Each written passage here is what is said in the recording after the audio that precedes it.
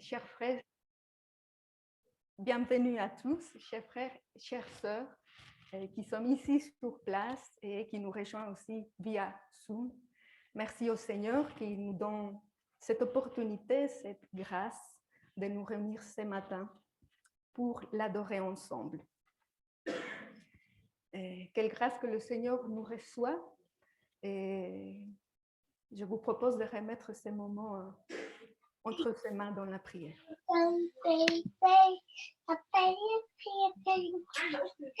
Merci le micro sur Zoom. Merci. Père céleste, merci de nous réunir ce matin pour glorifier ton nom. Merci Seigneur de nous recevoir tels que nous sommes. Que nos cœurs soient rassurés de savoir que tu nous transformes par ton esprit. Car tu nous aimes tant que tu ne veux pas que l'on reste inchangé. Nous déposons devant toi nos fardeaux, nos tristesses et nos préoccupations. Remplis nos cœurs de la joie de nous savoir réconciliés avec toi, grâce à l'œuvre de notre Seigneur Jésus-Christ. Merci pour ton amour. C'est ton nom précieux de ton Fils que nous prions. Amen. Ça fait 2 ans, je pense qu'il faut bouger un peu les... Voilà, merci. Ça fait 12 ans, on était 2019, que lors d'une présidence, nous nous avions rappelé les 10 points de notre confession de foi, que vous pouvez trouver sur le site de cette page, Qui sommes-nous? Vous pouvez trouver la confession de foi, tous les points développés. Et ce matin, je vous propose de encore nous rappeler quels sont ces 10 points, et nous allons nous attarder sur un de ces points. Donc, commençons par nous rappeler les 10 points de la confession de foi.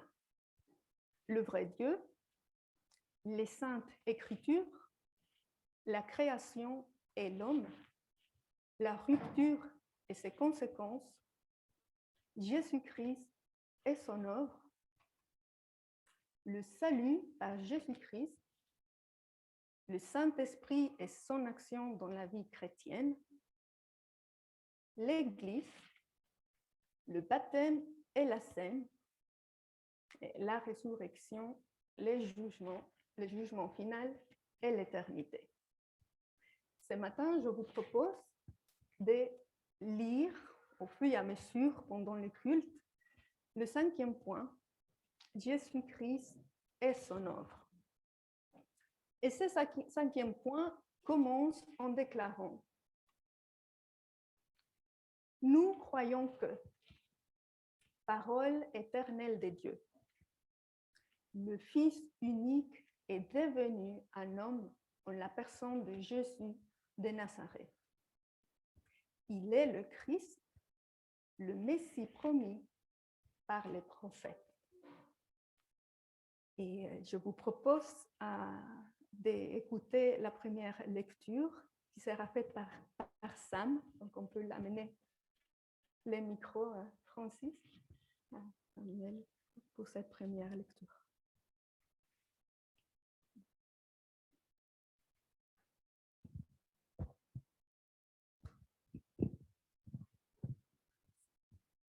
Au commencement, la parole existait déjà. La parole était avec Dieu et la parole était Dieu. Elle était au commencement avec Dieu.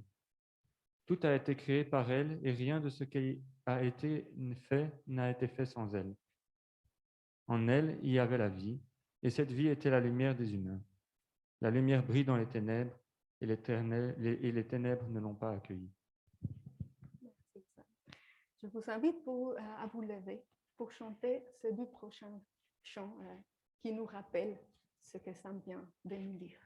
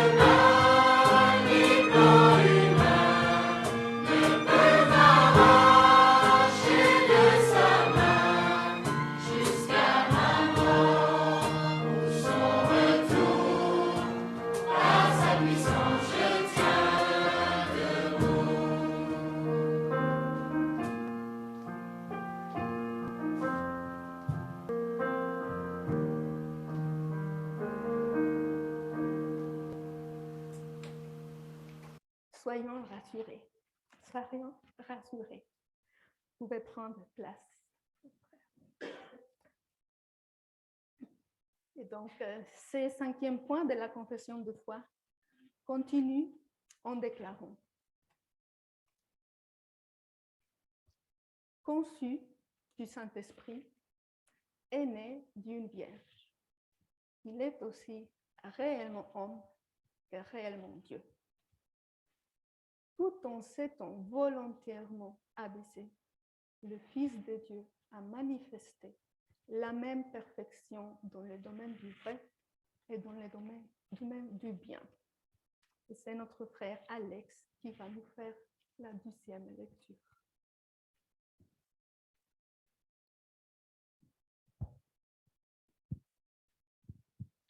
Lui qui est de condition divine, il n'a pas regardé son égalité avec Dieu comme un butin à préserver, mais il s'est dépouillé lui-même en prenant une condition de serviteur, en devenant semblable aux êtres humains. Reconnu comme un simple homme, il s'est humilié lui-même en faisant preuve d'obéissance jusqu'à la mort, même la mort sur la croix. Merci, mon frère. Et c'est sur cette parole de Dieu que je vous invite encore une fois à nous lever pour chanter à notre Dieu et exprimer ce que l'on vient de lire.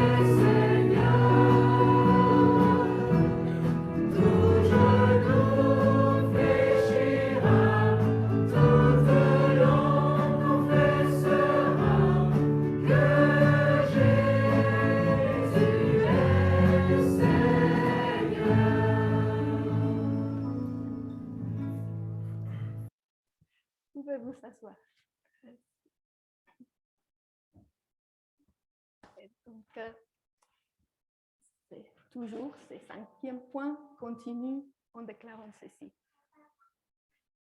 Tentez comme nous, en toutes choses.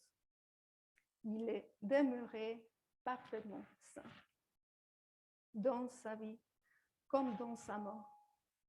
Il a pleinement accompli la volonté de Dieu, exprimé sa pensée et incarné l'immensité de son amour. Et quelle grâce que nous, en tant qu'Église, à notre tour, nous avons cette grâce de pouvoir montrer aussi au monde entier l'amour de notre Seigneur. Il y a un prochain chant qui vient. Sentez-vous libre de rester assis ou de vous lever comme vous le désirez.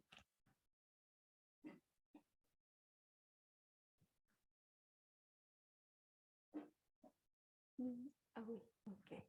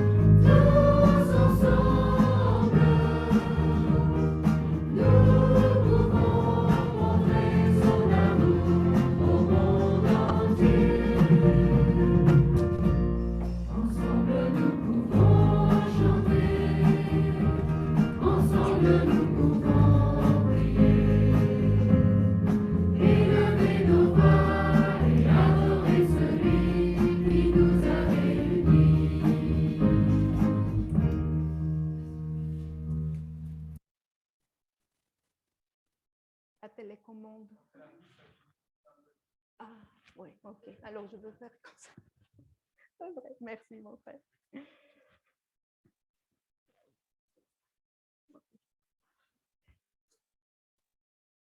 Donc, voilà le moment où le Seigneur nous fait grâce de participer aussi par l'offrande à l'avancement de son royaume. Je vais faire passer les boîtes. Normalement, nous avons tous nous désinfecté les mains en entrant. Je vais faire passer ici. On peut le faire passer. Oui, on peut le faire passer.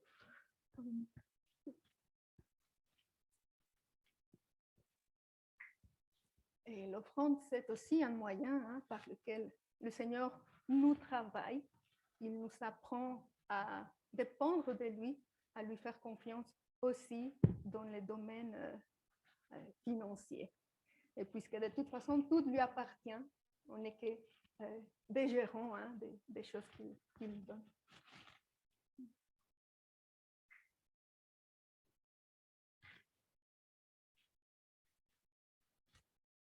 Nous allons passer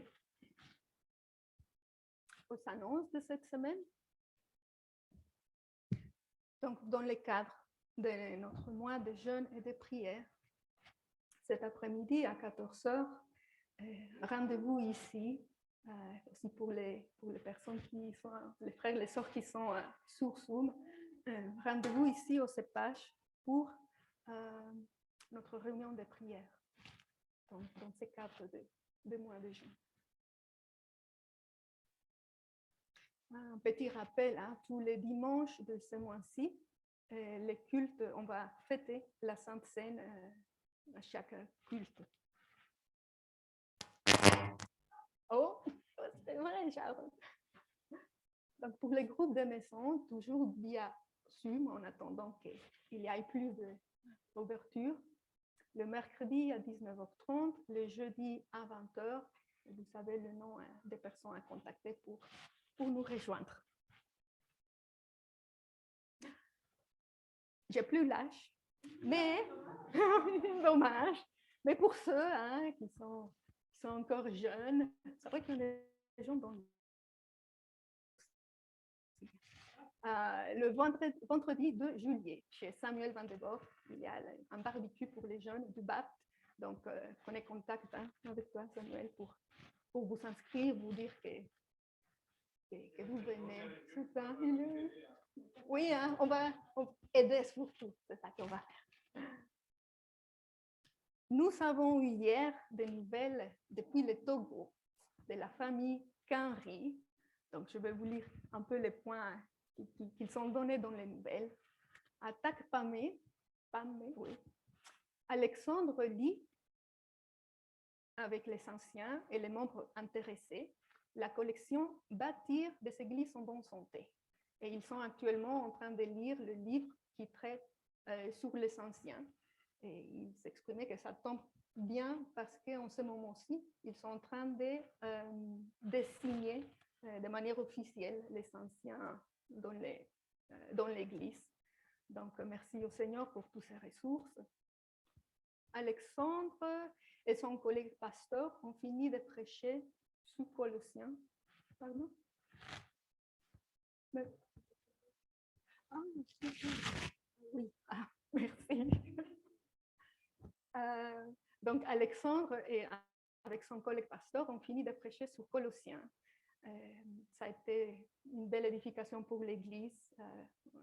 Ils ont demandé encore un message récapitulatif et c'est sur ça qu'Alexandre est actuellement en train de travailler. Waineke, notre sœur, elle espère commencer bientôt des cours d'Ewe.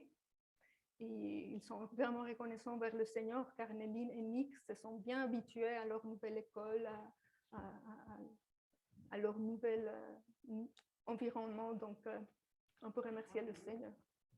Comment? C'est la langue au Togo. Oui, parce qu'elle disait que récemment, elle était dans une réunion de femmes et que c'était frustrant pour elle parce qu'elle ne comprenait pas tout bien. Donc, elle exprime ses désirs. Et à Lomé, les anciens prient pour démarrer une église dans un nouveau quartier qui est très éloigné des centres et où il n'y a aucun témoignage évangélique fidèle. Donc, voici ce qu'ils s'expriment et ils nous demandent de les soutenir dans la prière. Il envoie aussi beaucoup de salutations à chacun de ses pages. Et voici quelques petites photos. On voit là Alex avec le livre et voilà, dans la réunion avec les frères, il y a une sœur aussi. Vraiment, merci au Seigneur. Merci pour tout ce qu'il est en train de faire. Il est merveilleux. Il continue à sauver. Et voilà. Néline et Nick, ils sont très bien là. Et une photo de la réunion des femmes que Waynek a envoyée. Donc, soyons reconnaissants vers le Seigneur pour tout ce qu'il fait ici au Togo et partout dans le monde. Nous nous apprêtons à écouter le message de ce matin, apporté par Samuel, et remettons ce moment dans la prière.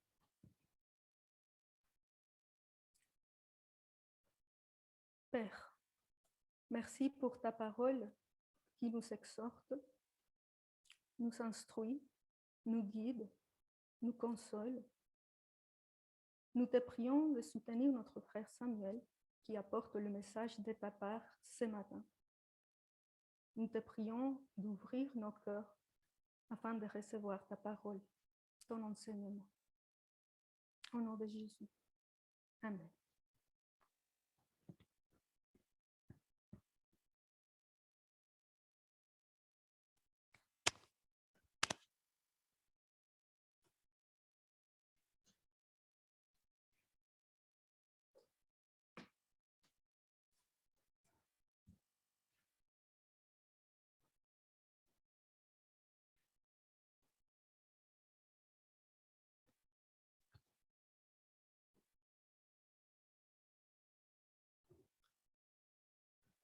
Alors, est-ce que mon micro fonctionne? Super, Gaëtan. Très organisé et très discipliné.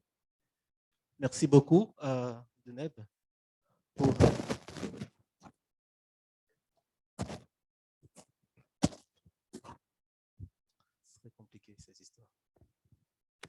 mieux? Est-ce qu'on m'entend? Sur Zoom aussi? J'ai l'impression que pas. Super, ok. Donc, merci beaucoup, Deneb, pour cette présidence qui m'a fort encouragé. Tu m'as téléphoné, enfin écrit en semaine pour me demander si j'avais quelque chose que je voulais partager avec la communauté suite au message. J'ai dit que pas grand-chose, et parce que je n'étais pas encore loin dans ma préparation. Et au cours de la préparation, je me suis dit, j'ai hésité à t'appeler parce que j'aurais voulu qu'on chante le chant ensemble. Nous pouvons chanter, ensemble nous pouvons prier. Et quand j'ai entendu ce chant, je me suis dit, waouh, Seigneur, quelle grâce. Voilà, ça fonctionne, ceci. Hein. Merci beaucoup. Oui. Je vais pas pousser. Bon. Une question pour commencer.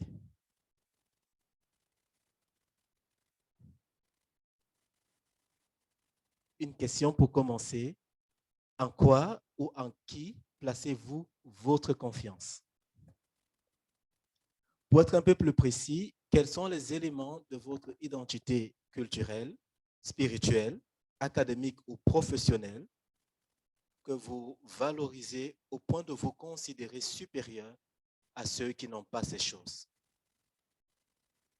Quels sont les accomplissements de votre vie ou quelles sont vos qualités qui vous rendent si fiers et vous amènent à exiger reconnaissance et respect de la part des autres? Ça va toujours le micro? Super. Réfléchissons quelques instants à ces questions sur lesquelles le texte de ce matin nous interpelle. Nous savons que la prédication chrétienne n'a pas pour but premier d'alimenter notre connaissance sur la vie des premiers chrétiens il y a plus de 2000 ans d'ici.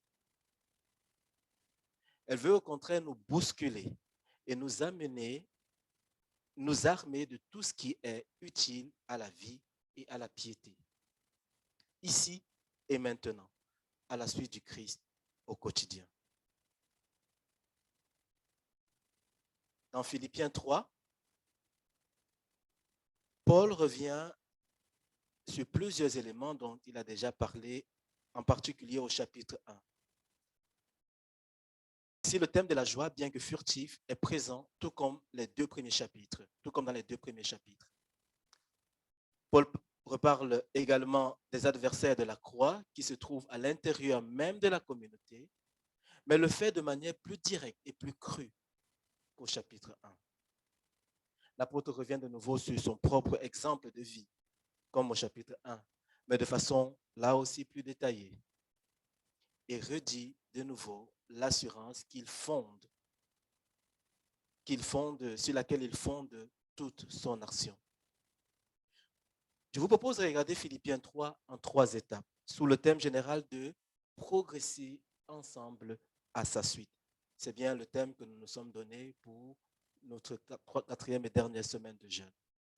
Tout d'abord, ça c'est que j'ai bien aimé et que j'ai trouvé sur le site de Bible Project, si vous voulez regarder ça, qui résume en vidéo, en comique comme ça,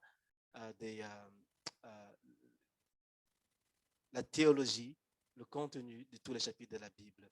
Et si vous pouvez voir depuis Philippiens jusqu'à Philippiens 4, je spoil un peu ce que Miguel dira la semaine prochaine. Et voilà, comme ça vous avez ça.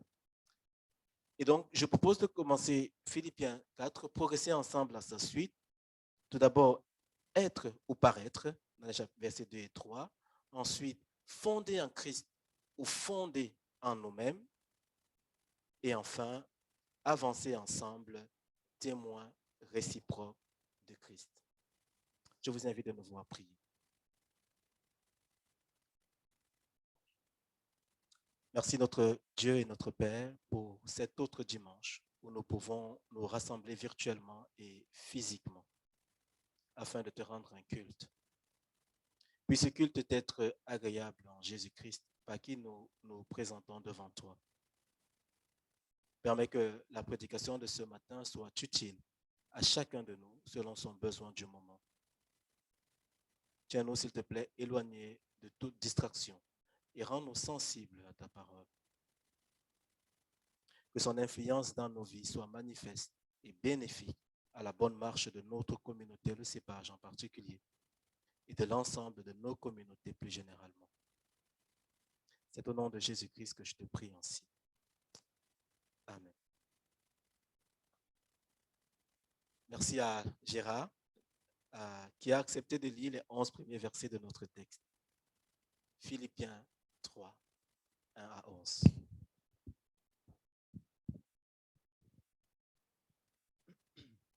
Maintenant donc, mes frères et sœurs, réjouissez-vous dans le Seigneur. Je n'hésite pas à vous écrire les mêmes choses et cela contribue à votre sécurité. Faites attention aux chiens, faites attention aux mauvais ouvriers, faites attention aux faux circoncis. En effet, les vrais circoncis, c'est nous, qui rendons notre culte à Dieu par l'Esprit de Dieu, qui plaçons notre fierté en Jésus-Christ et qui ne mettons pas notre confiance dans notre condition. Pourtant, moi-même, je pourrais mettre ma confiance dans ma condition. Si quelqu'un croit pouvoir se confier dans sa condition, je le peux plus encore. J'ai été circoncis le 8e jour, je suis issu du peuple d'Israël, de la tribu de Benjamin, hébreu né d'Hébreux. En ce qui concerne la loi, j'étais pharisien. Du point de vue du zèle, j'étais persécuteur de l'Église. Par rapport à la justice de la loi, j'étais irréprochable. Mais ces qualités qui étaient pour moi des gains, je les ai regardées comme une perte à cause de Christ. Et je considère même tout comme une perte à cause du bien suprême qu'est la connaissance de Jésus-Christ, mon Seigneur. À cause de lui, je me suis laissé dépouiller de tout et je considère tout cela comme des ordures afin de gagner Christ et d'être trouvé en lui, non avec ma justice, celle qui vient de la loi, mais avec celle qui s'obtient par la foi en Christ, la justice qui vient de Dieu et qui est fondée sur la foi. Ainsi, je connaîtrai Christ, la puissance de sa résurrection et la communion à ses souffrances, en devenant conforme à lui dans sa mort, pour parvenir d'une manière ou d'une autre à la résurrection des morts. Merci Gérard. Première partie, être ou paraître. L'apôtre Paul commence le chapitre 2 par le thème de la réjouissance. Il change rapidement de ton au verset 2 et de tels versets durent mettre tellement à mal, n'est-ce pas, la conception un peu mièvre de l'évangile, qui voudrait que le chrétien soit permissif à tout, n'ait de position claire sur rien et s'abstienne de tout usage de fermeté. Paul, en tout cas, est très remonté ici contre les ennemis de la foi et de la vie chrétienne qui se trouvent à l'intérieur même de la communauté. Il s'agit sans doute des mêmes certains dont il avait fait allusion au chapitre 1, verset 15. Ces gens peu nombreux, animés d'un esprit de rivalité et à grande capacité de nuisance. En Philippiens 1, 28, il nous invite à ne pas nous laisser effrayer par les adversaires de toutes sortes, dont ceux-là. Ici, il va plus loin et ne mâche plus ses mots. Il utilise des mots qui peuvent paraître insultants, comme chien, par exemple, dans toutes les cultures, je crois. Dans le contexte immédiat, nous comprenons qu'il s'agit de chrétiens d'arrière-plan juif, tellement fiers de leur culture et de leur histoire qu'ils exigeaient à tous les chrétiens de se conformer à leur style de vie. Et ce n'est pas la première fois que Paul ait affaire à de telles personnes et s'y oppose frontalement, car ces gens mettent l'accent sur l'apparence ou le paraître au détriment du cœur ou de l'être en Jésus-Christ. Ainsi, dans 2 Timothée 3,5, il fustige ceux qui ont l'apparence de la piété, tout en reniant ce qui en fait la force et nous invite à nous en éloigner. Dans Colossiens 2, 21, il parle des préceptes qui ont l'apparence de la sagesse. Ne prends pas, ne goûte pas, ne touche pas, mais qui sont en réalité pernicieux. Et Paul n'est pas le seul dans la Bible à mettre en exergue cette tension permanente, régulière, entre le être et le paraître. Il en est, par exemple, aussi question dans Ésaïe 58, qui parle du jeûne, justement, le jeûne que nous faisons, mais du jeûne que Dieu aime. Et je vous invite à le lire. C'est le Seigneur qui parle ici au prophète Ésaïe. Crie à pleine voix sans te retenir. Fais retentir ta voix comme une trompette et révèle à mon peuple sa révolte, à la famille de Jacob ses péchés. C'est moi que, jour après jour, ils consultent. Ils veulent connaître mes voies, comme une nation qui aurait pratiqué la justice et n'aurait pas abandonné le droit institué par son Dieu. Ils me réclament des jugements conformes à la justice et désirent se rapprocher de Dieu. À quoi nous sert-il de jeûner si tu ne le vois pas, de nous humilier si tu n'y fais pas attention?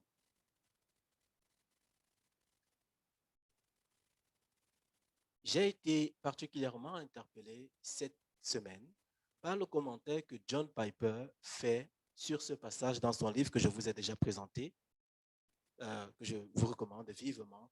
Jeûner, nourrir notre faim de Dieu par le jeûne et la prière, que je suis en train de lire pendant ce mois de jeûne. Et voici ce que Piper écrit au chapitre 6, l'avant-dernier chapitre. Ça se lit assez facilement. Dans les 3 premiers versets d'Ésaïe, Dieu accuse son peuple. Il demande à Ésaïe de crier à pleine voix et de révéler à la maison de Jacob ses péchés. Mais ces péchés, les péchés de la maison de Jacob, avez-vous remarqué, ils sont cachés derrière une formidable façade de ferveur religieuse. C'est stupéfiant et cela devrait franchement nous faire réfléchir. Prêtons attention à l'accusation. C'est moi que, jour après jour, ils consultent. Ils veulent connaître mes droits comme une nation qui aurait pratiqué la justice et n'aurait pas abandonné le droit institué par son Dieu. Verset 2. Autrement dit, la maison de Jacob, le peuple d'Israël ici, se comporte comme s'ils étaient une nation juste et obéissante. Ils se persuadent eux-mêmes qu'ils recherchent vraiment Dieu et ses voies. Qu'il est effrayant, dit Piper, de vivre une telle illusion. Ils ne voient pas où est le vrai problème. Ils aiment venir louer Dieu. Ils parlent le langage de ceux qui sont proches de lui. Il se peut même que ces gens vivent des expériences religieuses et émotionnelles intenses dans leur effort de s'approcher de Dieu. Mais quelque chose sonne faux. Quelque chose ne va pas dans Ésaïe 58, dans la manière d'adorer Dieu. Le peuple exprime sa frustration au verset 3. À quoi nous sert-il de jeûner si tu ne le vois pas, de nous humilier si tu n'y fais pas attention? Est-ce que tout cela ne nous pousse pas à réfléchir? Demande de nouveau Piper. Voilà qui pourrait nous faire trembler et nous pousser à une totale transparence envers Dieu. Nous ne voudrions surtout pas être brusquement confrontés à notre incohérence par le Seigneur, de sorte que nos pratiques religieuses et notre zèle soient exposés à notre grande honte. Fin de citation. Réfléchissons-y. Paul désire avertir les Philippiens qu'il affectionne tant. Il sait que Dieu regarde davantage au cœur qu'à la belle apparence. C'est ce que Paul dit en substance au verset 3. Les vrais circoncis, c'est nous, pas ceux qui le sont dans la chair. C'est nous qui rendons notre culte à Dieu par l'Esprit de Dieu, qui plaçons notre fierté en Jésus-Christ et qui ne mettons pas notre confiance dans notre condition. Nous avons dans ce verset 3 caractéristiques fondamentales de toute personne transformée de l'intérieur. Et ce sont ces caractéristiques que je souligne. Toute personne transformée de l'intérieur rend un culte par l'Esprit. Elle met sa fierté en Jésus-Christ et elle ne met pas sa confiance dans sa propre condition qui n'est en définitive que vapeur. Et qu'en est-il de toi?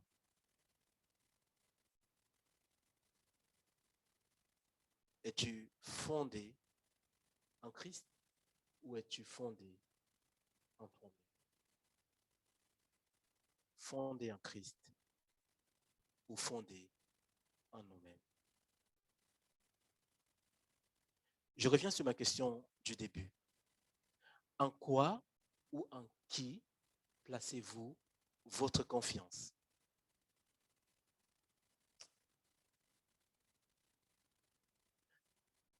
Est-ce que vous avez entendu parler du jeune Tom lors de la finale des internationaux de Roland-Garros 2021? Qui a entendu parler de ce jeune Tom? Il y a un Tom dans la salle, mais il y a un autre jeune Tom. Je vous invite à aller à la rencontre du jeune Tom. Regardez cette courte vidéo. That's a pretty nice souvenir. Number 19, the racket goes to that guy. Can't believe it. Oh, wow. He's pumped up. Maybe get him to sign it while we're at it.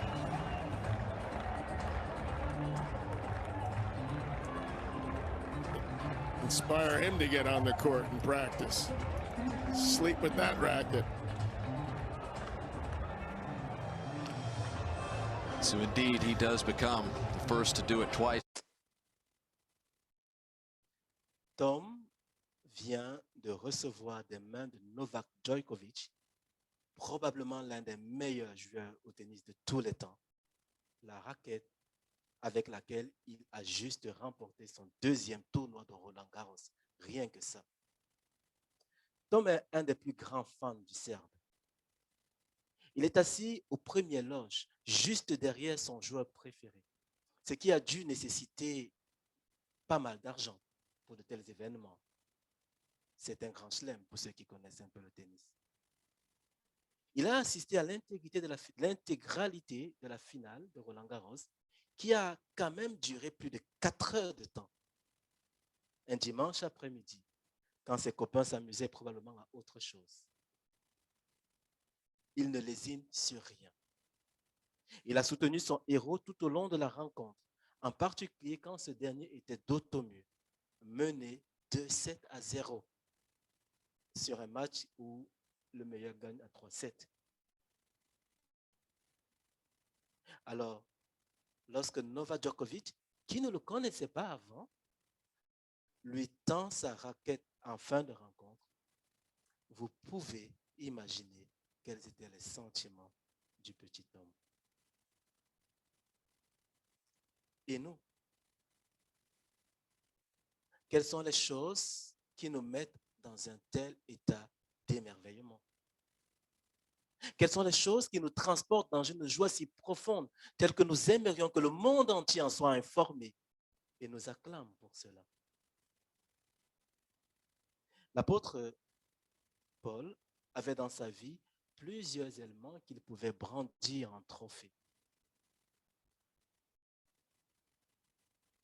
Juif d'origine, fidèle à la foi dès ses premiers jours de vie, rigoureux en matière doctrinale car il était du parti des pharisiens, zélé pour défendre son héritage au point de persécuter les chrétiens avant de devenir lui-même chrétien, et d'une grande intégrité morale. Ce sont là sans doute des choses que nous lisons un peu rapidement avec 2000 ans de distance. Elles avaient une réelle valeur aux yeux des interlocuteurs de Paul.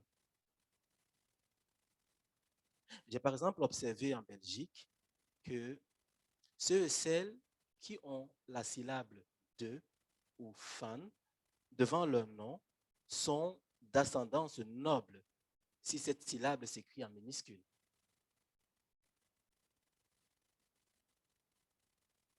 J'ai plusieurs fois vu des gens se renseigner sur la manière d'écrire le de ou le fan devant un tel nom et changer instinctivement d'attitude lorsqu'ils apprenaient que c'était bien en minuscule qu'ils s'écrivaient. Il y a quelque chose de cela dans ce que Paul dit ici, mais bien plus encore. Puisqu'il ne s'agit pas simplement d'ascendance dans son cas, mais bien plus. Il ne s'agit pas seulement d'ascendance, mais bien plus d'un statut effectif. Ce n'est pas quelque chose qui appartient à sa aïeux seulement, mais quelque chose qu'il est. Et pourtant, et pourtant, ces qualités qui étaient pour lui des gains, c'est ça, ces qualités qui étaient pour lui des gains, il les regarde désormais comme une perte à cause de Christ. Et même, il considère désormais tout comme une perte à cause du bien suprême qui est la connaissance de Jésus-Christ, son Seigneur.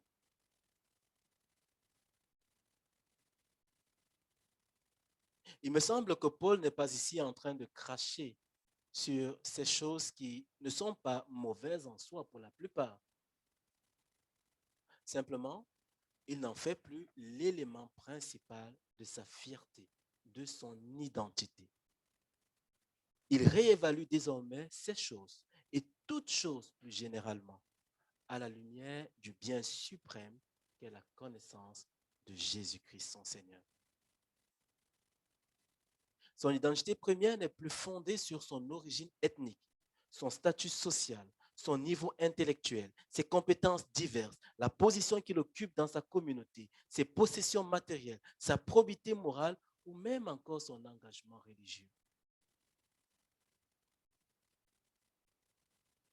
C'est dans la mesure que nous sommes fondés et enracinés en Christ que nous apprécierons à leur juste valeur les éléments de notre culture, de notre compétence, de nos compétences, de nos possessions, de notre position ou encore de notre engagement chrétien. Ces éléments ne nous définiront plus en premier. S'ils nous sont retirés, notre identité première qui est en Christ n'en souffrira pas. S'ils augmentent, nous n'en perdrons pas pour autant la tête. Paul nous donne un sérieux avertissement ici. Si vous vous confiez dans votre chair, dans vos réalisations, ceci deviendra une chose toxique pour vous et pour les personnes de votre communauté, qu'elle soit l'Église, votre famille, votre travail ou autre.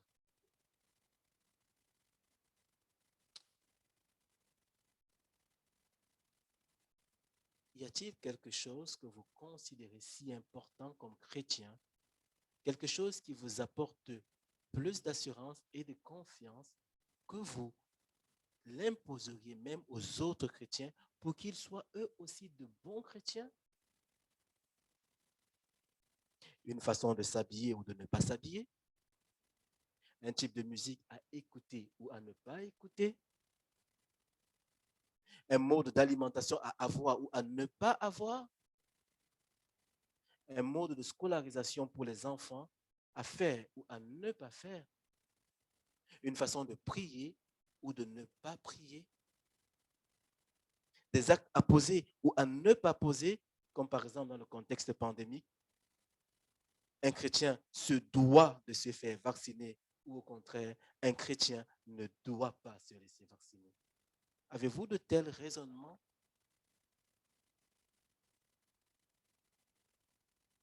Comprenons-nous bien. Être fondé en Christ aura nécessairement un impact renversant sur tous nos centres d'intérêt, sur notre façon de parler, sur notre façon de nous habiller, sur notre façon de prier, de nous alimenter, de travailler, d'interagir dans la société, de prendre des décisions, et j'en passe. Nécessairement. Mais le mouvement se fait de l'intérieur vers l'extérieur.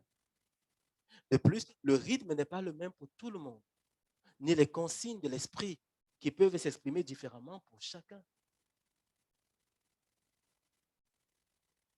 En revanche, privilégier l'apparence à l'être en Christ, privilégier l'apparence à l'être en Christ, c'est comme nous dit Jésus, ressembler à des tombeaux blanchis qui paraissent beaux de l'extérieur et qui, à l'intérieur, sont pleins d'ossements de mort, de toutes sortes d'impuretés. Cela nous fait réfléchir.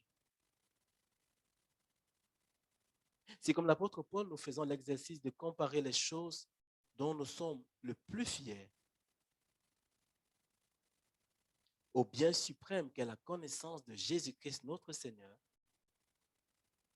nous arriverons sans doute à la même conclusion que lui.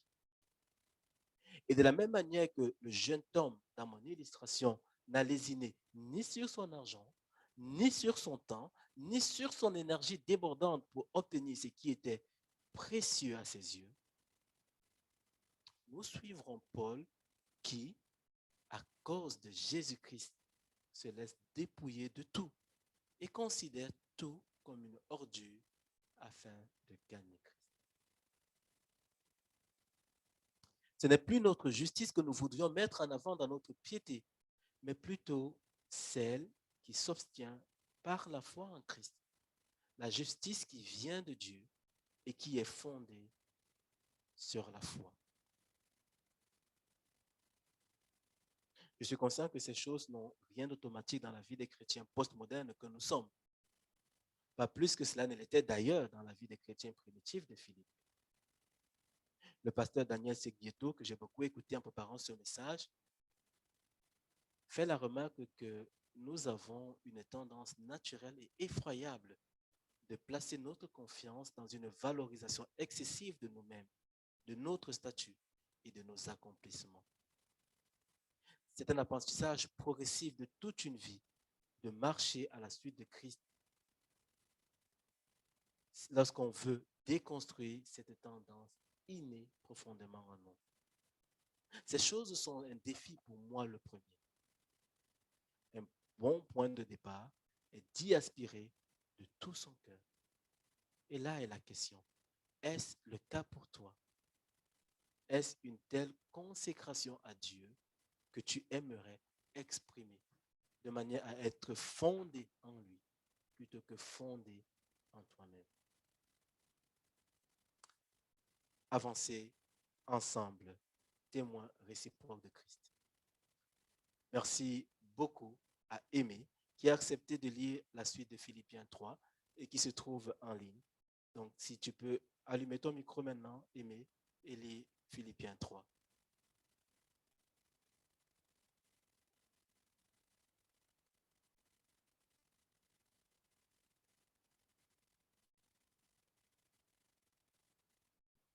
La perfection, mais je cours pour tâcher de m'en emparer, puisque de moi aussi Jésus-Christ s'est emparé. Frères et sœurs, je n'estime pas m'en être moi-même déjà emparé, mais je fais une chose, oubliant ce qui est derrière et me portant vers ce qui est devant. Je cours vers le but pour remporter le prix de l'appel céleste de Dieu en Jésus-Christ. Nous tous donc qui sommes mûrs, adoptons cette attitude et si vous êtes d'un autre avis sur un point, Dieu vous éclairera aussi là-dessus. Seulement là où nous en sommes, marchons dans la même direction et vivons en plein accord. Soyez tous mes imitateurs, frères et sœurs, et portez les regards sur ceux qui se conduisent suivant les modèles que vous avez en nous. En effet, beaucoup se conduisent en ennemis de la croix de Christ. Je vous ai souvent parlé d'eux et je le fais maintenant encore en pleurant. Leur fin, c'est la perdition. Ils ont pour Dieu leur ventre. Ils mettent leur gloire dans ce qui fait leur honte. Ils ne pensent qu'aux réalités de ce monde. Quant à nous, notre droit de cité est dans le ciel, d'où nous attendons aussi notre Sauveur, le Seigneur Jésus-Christ. Il transformera notre corps de misère pour le rendre conforme à son corps glorieux par le pouvoir qu'il a de tout soumettre à son autorité. Merci. Amen. Beaucoup aimé jusqu'ici la parole du Seigneur. Remarquez ce que Paul dit au début de notre lecture, verset 12. Je cours pour tâcher de m'en emparer du prix de l'appel céleste de Dieu en Jésus-Christ, puisque de moi aussi, Jésus-Christ s'est emparé. Tout ce que Paul écrit dans ce chapitre est à comprendre à la lumière de ce verset qui est similaire au verset 6 du chapitre 1. Jésus-Christ s'est déjà emparé de lui. Paul ne doute pas de l'issue finale de sa marche, laquelle sera manifeste au jour de Jésus-Christ. Mais d'ici à ce jour, très présent dans sa pensée, Paul n'oublie pas qu'il est encore en chemin. Il s'inscrit dans l'action de Dieu en Jésus, dans sa vie, de la même manière qu'il invite ses amis à le faire au chapitre 2 de Philippiens. Mettez en œuvre votre salut avec crainte et profond respect. En effet, c'est Dieu qui produit en vous le vouloir et le faire selon son projet bienveillant. C'est donc une inscription dans le projet de Dieu bienveillant plutôt que quelque chose qu'on essaye de forcer, comme si on avait peur pour notre salut, qui est déjà acquis si nous avons laissé le Seigneur commencer l'œuvre dans nos vies. Paul court les yeux dirigés vers l'avant. Mais pourquoi cela? Le passé n'a donc-il rien d'intéressant? Pas du tout. Paul n'oublie pas son passé. L'événement par lequel Jésus-Christ s'est emparé de lui se situe dans le passé à ce moment-là. Et Paul se fonde sur cet élément pour avancer. Il y a des occasions pendant lesquelles il est bon pour nous de nous souvenir des actes du passé. Mais Paul savait que qu'il ne devait pas s'attarder sur ces choses, ni sur ses échecs, ni sur ses succès, pour ne pas se laisser emporter ni par le défaitisme, ni par l'orgueil ou du contentement. La référence au passé est utile si elle nous aide à courir vers le but pour remporter le prix de l'appel céleste de Dieu en Jésus-Christ, à progresser dans notre marche aujourd'hui en préparant aussi celle de demain. Paul se présente ensuite en modèle à suivre. Et cela peut nous paraître prétentieux de la part d'un humain. Mais en réalité, ce n'est pas vraiment le cas quand on lit dans le contexte. À plusieurs reprises, il estime qu'il est lui-même encore en chemin. Le prix qu'il vise et auquel il nous invite, c'est celui de l'appel céleste de Dieu en Jésus-Christ. Et il nous invite nous-mêmes à devenir des modèles réciproques, de la même manière qu'il ne prétend pas du tout être le modèle, le seul modèle à suivre. Non, l'apôtre Paul ne parle pas du tout de lui pour se la péter, mais afin d'illustrer l'impact du Christ sur une vie transformée et en constante transformation. C'est parce qu'il imite lui-même le Christ qu'il nous invite à l'imiter lui. Paul nous rappelle ainsi notre redevabilité commune, à laquelle nous invite notre Maître Jésus-Christ. Par exemple, aimez-vous les uns les autres. Veillons les uns sur les autres pour nous inciter à faire de belles œuvres. Nous ne vivons pas pour nous-mêmes uniquement.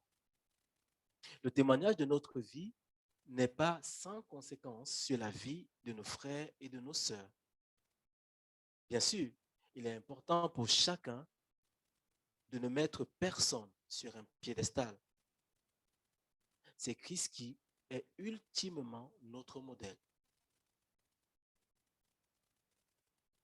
Jérémie 17,5 nous dit par exemple, « Maudit soit l'homme qui se confie en l'homme, qui prend des créatures pour appui et qui détourne son cœur de l'Éternel. » Il n'est pas question d'idéaliser des personnes ou d'adorer des personnes ou de nous rendre des maîtres de personnes. Non.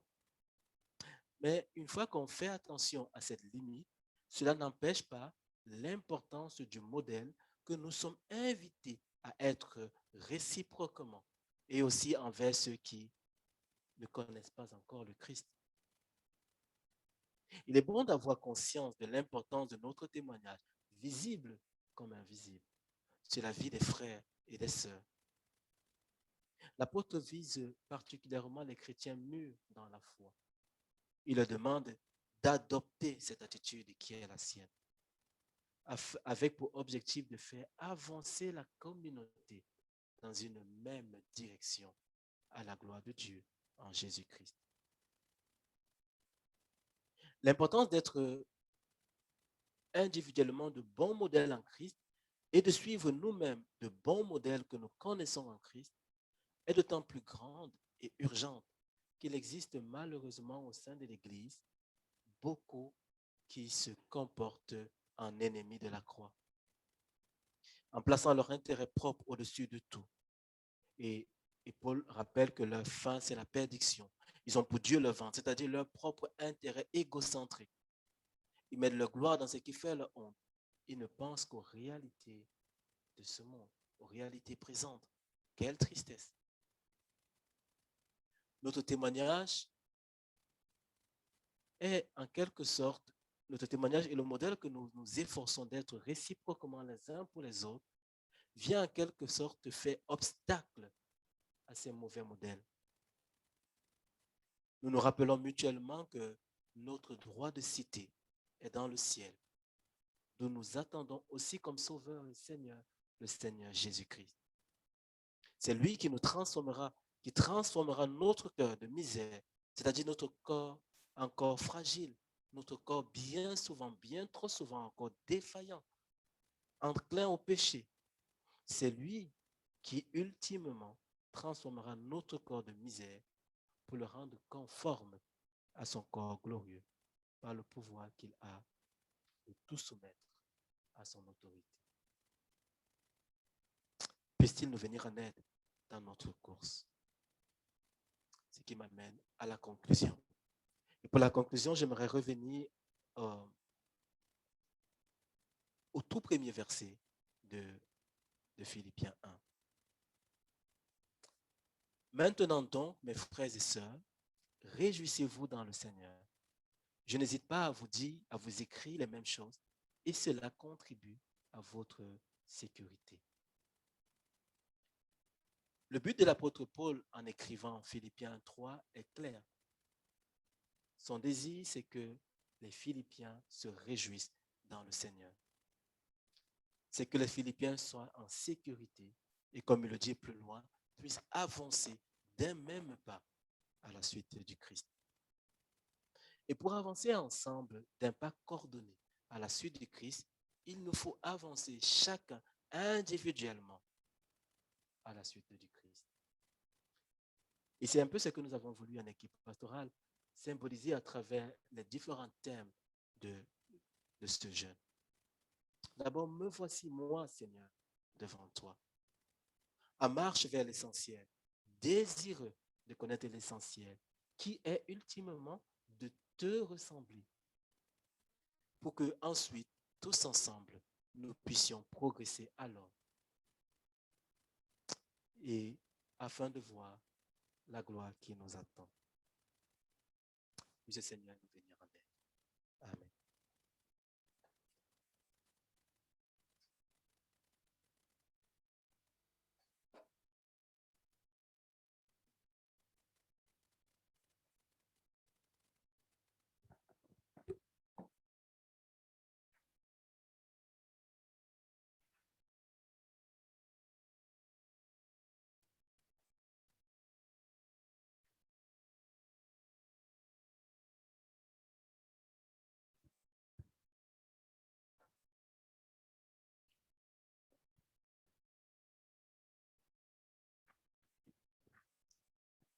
Merci Samuel. En quoi, en qui plaçons-nous notre confiance? Nous pouvons sans aucun doute, sans hésitation, la placer en Christ, car il a le pouvoir de tout soumettre à son autorité. Donc, nous continuons avec notre 5e point de la confession de foi, qui déclare ceci. Nous croyons que Jésus-Christ, a volontairement souffert et qu'il est mort sur la croix. Pour satisfaire à la justice divine, il a offert sa vie parfaite en sacrifice expiatoire pour les pécheurs, pour nous. Pour introduire la Sainte Seine, je vous invite à vous lever pour ces prochains chants.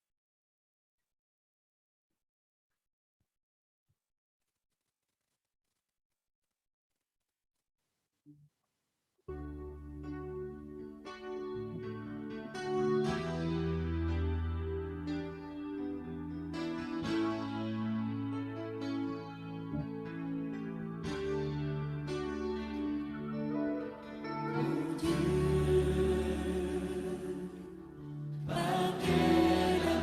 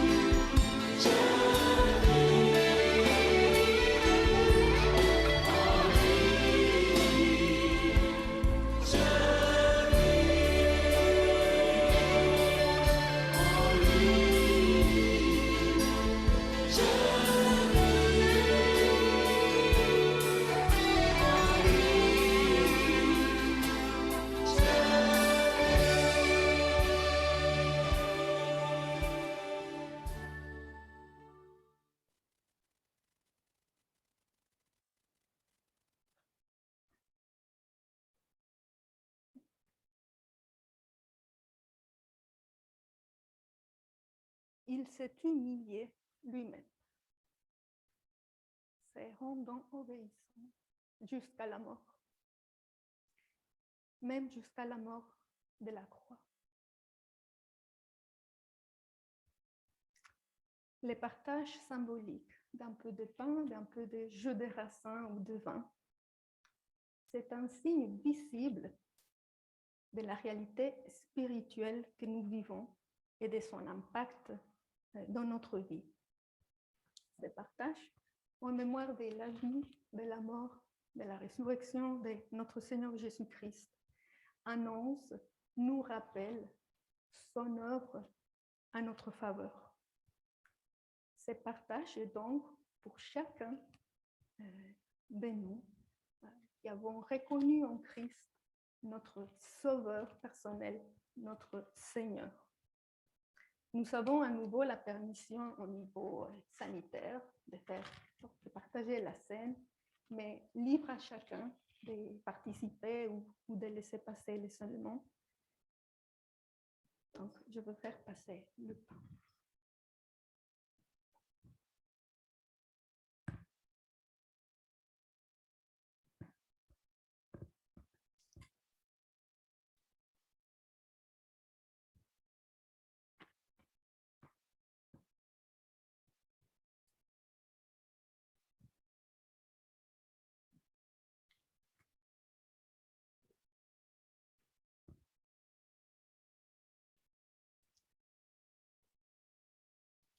Le Seigneur Jésus, dans la nuit où il fut livré, prit du pain et après avoir remercié Dieu, il le rompit et dit, « Ceci est mon corps qui est pour vous. Faites ceci en mémoire de moi. »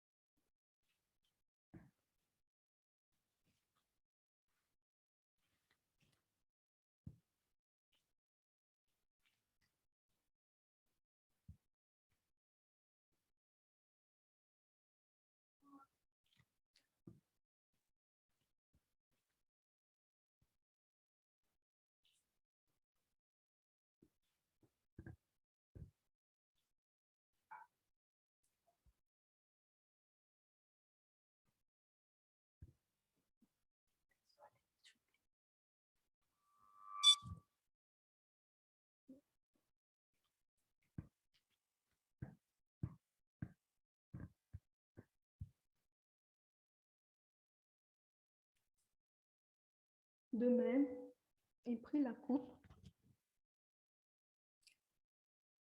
et il dit, « Cette coupe est la nouvelle alliance de Dieu, garantie par mon sang. Toutes les fois que vous en boirez, faites-le en mémoire de moi. »